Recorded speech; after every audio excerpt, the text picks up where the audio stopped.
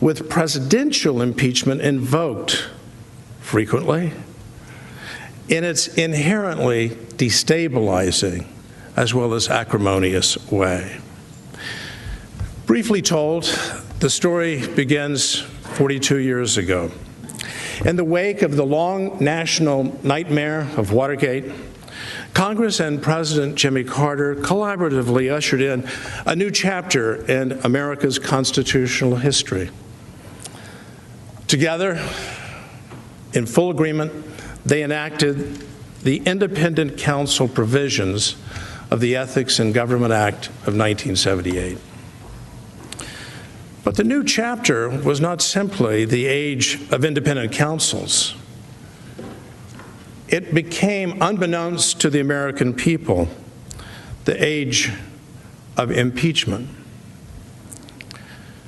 During my service in the Reagan administration as Counselor and Chief of Staff to Attorney General William French Smith, the Justice Department took the position that, however well-intentioned, the independent counsel provisions were unconstitutional.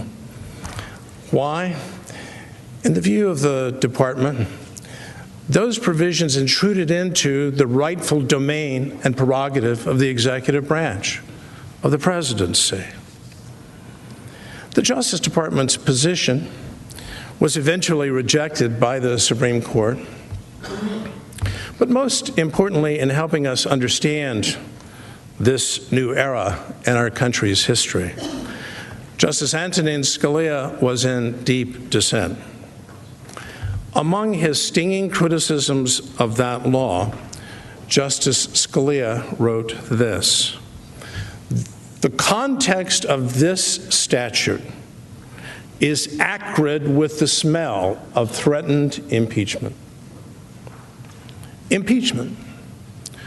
Justice Scalia echoed the criticism of the court in which I was serving at the time, the District of Columbia Circuit, which had actually struck down the law as unconstitutional, and a very impressive opinion by renowned Judge Lawrence Silberman.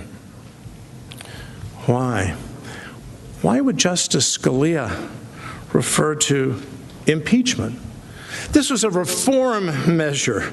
There would be no more Saturday night massacres, the firing of Special Prosecutor, as he was called, Archibald Cox, by President Nixon. Government would now be better, more honest, greater accountability, and the independent counsel would be protected. But the word impeachment haunts that dissenting opinion, and it's not hard to discover why.